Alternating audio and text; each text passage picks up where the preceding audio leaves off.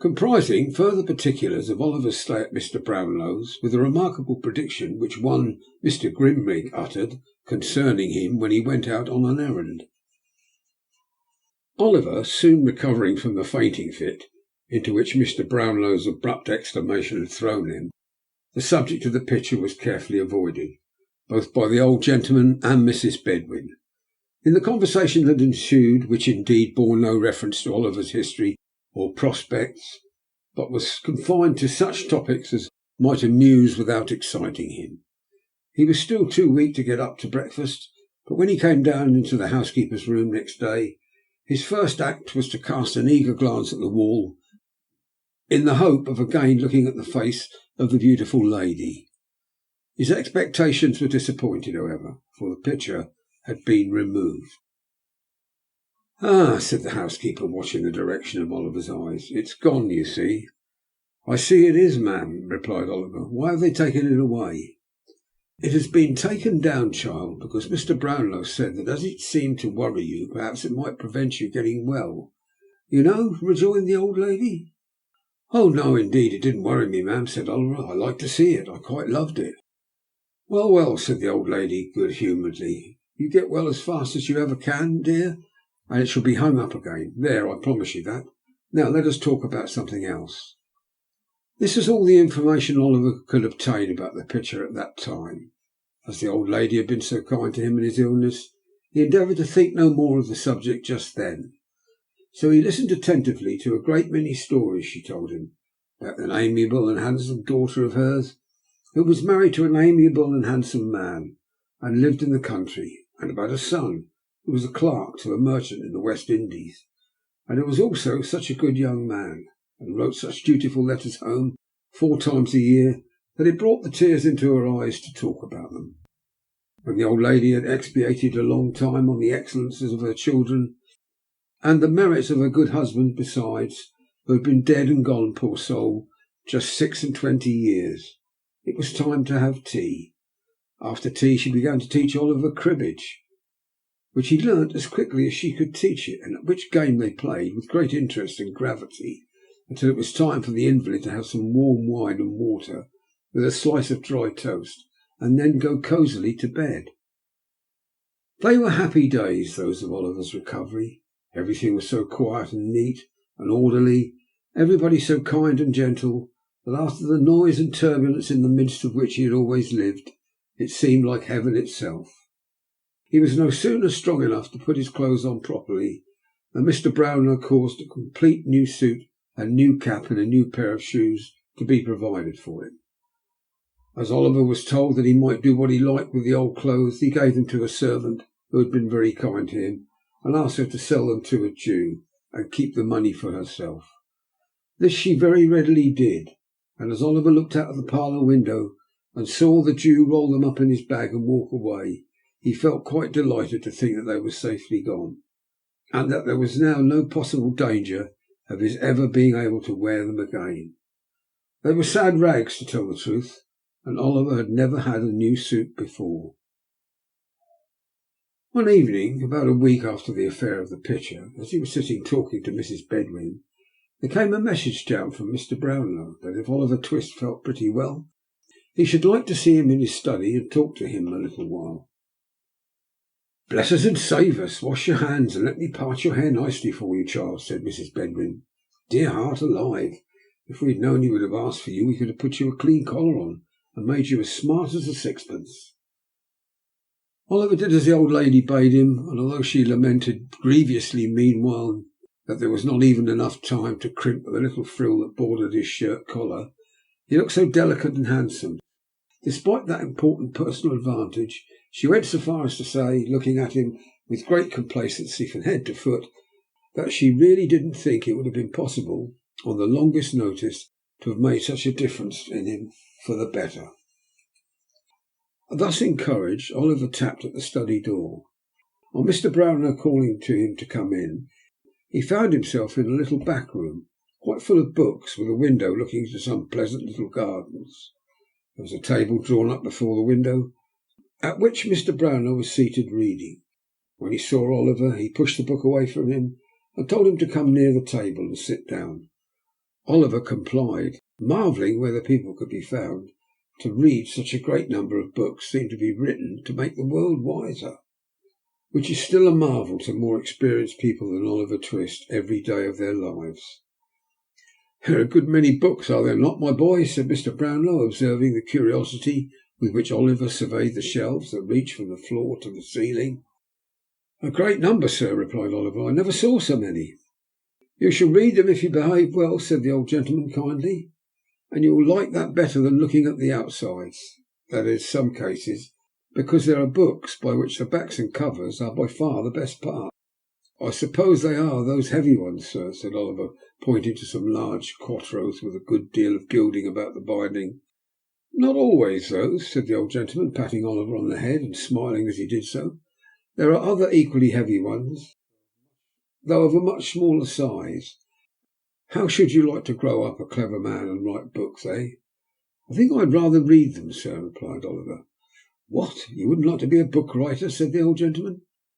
Oliver considered a little while, and said at last he should think it would be a much better thing to be a bookseller, upon which the old gentleman laughed heartily, and declared he had said a very good thing, which Oliver felt glad to have done, though by no means he knew what it was. "Well, well," said the old gentleman, composing his features, "don't be afraid. We won't make an author of you while there's an honest trade to be learnt, or brick-making to turn to." "Thank you, sir," said Oliver. At the earnest manner of his reply, the old gentleman laughed again, and said something about a curious instinct, which Oliver, not understanding, paid no very great attention to. "Now," said Mr. Brownlow, speaking, if possible, in a kinder, but at the same time a much more serious manner than Oliver had ever known him assume yet, "I want you to pay great attention, my boy, to what I am going to say. I shall talk to you without any reserve, because I am sure you are well able to understand me, as many older persons would be." "Oh, don't tell me you are going to send me away, sir, pray," exclaimed Oliver, alarmed at the serious tone of the old gentleman's commencement. "Don't turn me out of doors to wander the streets again. Let me stay here. I'll be a servant. Don't send me back to that wretched place I came from. Have mercy upon a poor boy, sir." "My dear child," said the old gentleman, moved by the warmth of Oliver's sudden appeal, "you need not be afraid of my deserting you unless you give me cause." "I never, never will, sir," interposed Oliver. "I hope not," rejoined the old gentleman. "I do not think you ever will. I have been deceived before in the objects whom I have endeavoured to benefit, but I feel strongly disposed to trust you. Nevertheless, I am more interested in your behalf than I can well account for, even to myself. The persons on whom I have bestowed my dearest love lie deep in their graves, but although the happiness and delight of my life lie buried there too, I have not made a coffin of my heart and sealed it up for ever on my best affections. Deep affliction has but strengthened and refined them." As the old gentleman said this in a low voice, more to himself than to his companion, and as he remained silent for a short time afterwards, Oliver sat quite still. "Well, well," said the old gentleman at length, in a more cheerful tone, "I only say this, because you have a young heart, and knowing that I have suffered great pain and sorrow, you will be more careful, perhaps, not to wound me again. You say you are an orphan without a friend in the world. All the inquiries I have been able to make confirm the statement.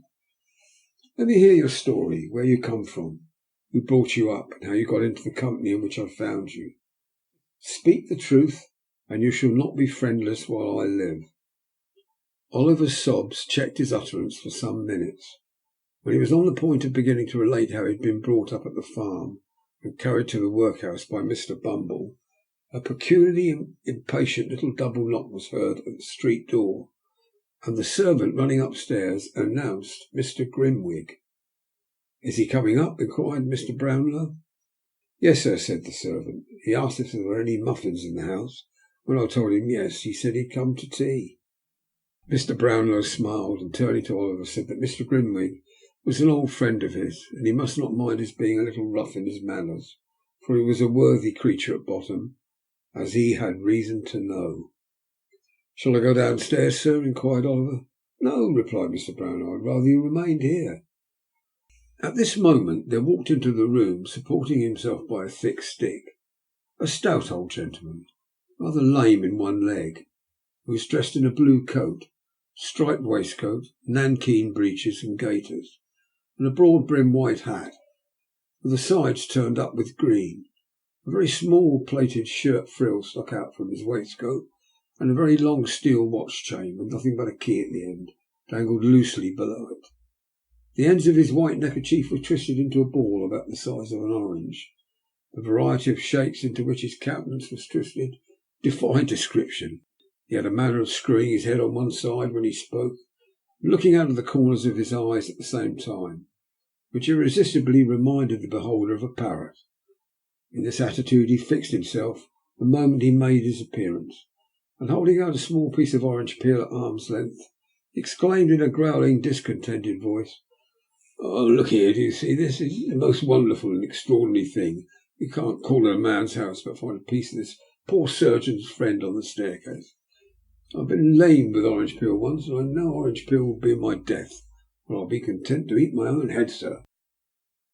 This was the handsome offer with which Mr. Grimwig backed and confirmed nearly every assertion he made, and it was the more singular in his case because, even for admitting for the sake of argument the possibility of scientific improvements being brought to that pass which would enable a gentleman to eat his own head in the event of his being so disposed, Mr. Grimwig's head was of such a particularly large one that the most sanguine man alive could hardly entertain a hope of being able to get through it at a sitting. Put entirely out of the question a very thick coating of powder. "I'll eat my head, sir," replied Mr. Grimwig, striking his stick upon the ground. "Hullo, what's that?" looking at Oliver and retreating a pace or two. "This is young Oliver Twist, whom we were speaking about," said Mr. Brownlow. Oliver bowed. "You don't mean to say that's the boy who's had the fever, I hope?" said Mr. Grimwig, recoiling a little more. "Wait a minute, don't speak. Stop," continued Mr. Grimwig, abruptly losing all dread of the fever in his triumph at the discovery. "That's the boy who had the orange. If that's not the boy, sir, who had the orange, and threw this bit of peel upon the staircase, I'll eat my head and his too." "No, no, he has not had one," said Mr. Brownlow, laughing. "Come, put down your hat and speak to my young friend." "I feel strongly on this subject, sir," said the irritable old gentleman, drawing off his gloves. "There's always more or less orange peel on the pavement in our street, and I've noticed it's put there by the surgeon's boy at the corner. A young woman stumbled over a bit last night and fell against my garden railings. Directly she got up, I saw her look towards this infernal red lamp with this pantomime light. 'Don't go to him,' I called out of the window. 'He's an assassin, a man trap.'" Here the irascible old gentleman gave a great knock on the ground with his stick, which was always understood by his friends to imply the customary offer whenever it was not expressed in words. Then, still keeping his stick in his hand, he sat down and, opening a double eyeglass which he wore attached to a broad black riband, took a view of Oliver, who, seeing that he was the object of inspection, coloured and bowed again. "That's the boy, is it?" said Mr. Grimwig at length. "That's the boy," replied Mr. Brownlow. "How are you, boy?" said Mr. Grimwig. "A great deal better, sir, thank you," replied Oliver. Mr. Brownlow seemed to apprehend that his singular friend was about to say something disagreeable. Asked Oliver to step downstairs and tell Mrs. Bedwin that they were ready for tea, which, as he did not half like the visitor's manner, he was very happy to do. "He's a nice-looking boy, is he not?" inquired Mr. Brownlow. "I don't know," replied Mr. Grimwig, pettishly. "Don't know? No, I don't know. I never see any difference in boys. I only know two sorts of boys, mealy boys and beef-faced boys." "And which is Oliver?" "Mealy. I know a friend who is a beef-faced boy, a fine boy they call him, with a round head and red cheeks and glaring eyes. Horrid boy, with a body and limbs that appear to be swelling out of the seams of his blue clothes, with the voice of a pilot and the appetite of a wolf. I know him, the wretch." "Come," said Mr. Brownlow, "these are not characteristics of young Oliver Twist, so he needn't excite your wrath." "They are not," replied Mr. Grimwig. "He may have worse." Here Mr. Brownlow coughed impatiently, which appeared to afford Mr. Grimwig the most exquisite delight. "He may have worse, I say," repeated Mr. Grimwig. "Where does he come from? Who is he? What is he? He's had a fever. What of that? Fevers are not particularly too good to people, are they? Bad people have fevers sometimes, haven't they? I know a man who was hung in Jamaica for murdering his master. He'd had fever 6 times. He wasn't recommended no mercy on that account. Pshaw, nonsense." And the fact was that the inmost recesses of his own heart, Mr. Grimwig was strongly disposed to admit that Oliver's appearance and manner were unusually prepossessing. But he had a strong appetite for contradiction, sharpened on this occasion by the finding of the orange peel, and inwardly determining that no man should dictate to him whether the boy was well looking or not. He had resolved from first to oppose his friend. Though Mr. Brownlow admitted that on no one point of inquiry could he yet return a satisfactory answer, and that he had postponed any investigation to Oliver's previous history until he thought the boy was strong enough to hear it, Mr. Grimwig chuckled maliciously, and he demanded, with a sneer, whether the housekeeper was in the habit of counting the plate at night, because if she didn't find a tablespoon or two missing some sunshiny morning, why he would be content to, and so forth. All this Mr. Brownlow, himself somewhat of an impetuous gentleman, knowing his friend's peculiarities, bore with a great good humour. As Mr. Grimwig at tea was graciously pleased to his entire approval of the muffins, matters went on very smoothly, and Oliver, who made one of the party, began to feel more at his ease than he had yet done in the fierce old gentleman's presence. "And when are you going to hear the full, true, and particular account of the life and adventures of Oliver Twist?" asked Grimwig of Mr. Brownlow at the conclusion of the meal, looking sideways at Oliver as he resumed his subject. "To-morrow morning," replied Mr. Brownlow. "I'd rather he was alone with me at the time. Come up to me to-morrow morning at 10 o'clock, my dear." "Yes, sir," replied Oliver. He answered with some hesitation, because he was confused by Mr. Grimwig's looking so hard at him. "Tell you what," whispered that gentleman to Mr. Brownlow, "he won't come up to you to-morrow morning." I saw him hesitate. "He's deceiving you, my good friend." "I swear he is not," replied Mr. Brownlow warmly. "If he's not," said Mr. Grimwig, "I'll—" and down went the stick. "I'll answer for that boy's truth with my life," said Mr. Brownlow, knocking the table. "And I for his falsehood with my head," rejoined Mr. Grimwig, knocking the table also. "We shall see," said Mr. Brownlow, checking his rising anger. "We will," replied Mr. Grimwig with a provoking smile. "We will." As fate would have it, Mrs. Bedwin chanced to bring in at this moment a small parcel of books, which Mr. Brownlow had that morning purchased of the identical bookstall keeper who has already figured in this history. Having laid them on the table, she prepared to leave the room. "Stop the boy, Mrs. Bedwin," said Mr. Brownlow. "There is something to go back." "He's gone, sir," replied Mrs. Bedwin. "Call after him," said Mr. Brownlow. "It's particular. He is a poor man, and they are not paid for it. There are some books to be taken back too." The street door was opened. Oliver ran one way, the girl ran another, and Mrs. Bedwin stood on the step and screamed for the boy. But there was no boy in sight, and the girl returned in a breathless state to report there were no tidings of him. "Dear me, I'm very sorry for that," exclaimed Mr. Brownlow. "I particularly wish these books to be returned tonight." "Send Oliver with them," said Mr. Grimwig with an ironical smile. "He will be sure to deliver them safely, you know." "Yes, do let me take them, if you please, sir," said Oliver. "I'll run all the way, sir." The old gentleman was just going to say that Oliver should not go out on any account, when a most malicious cough from Mr. Grimwig determined him that he should, and that by his prompt discharge of the commission he should prove to him the injustice of his suspicions on this head at least once.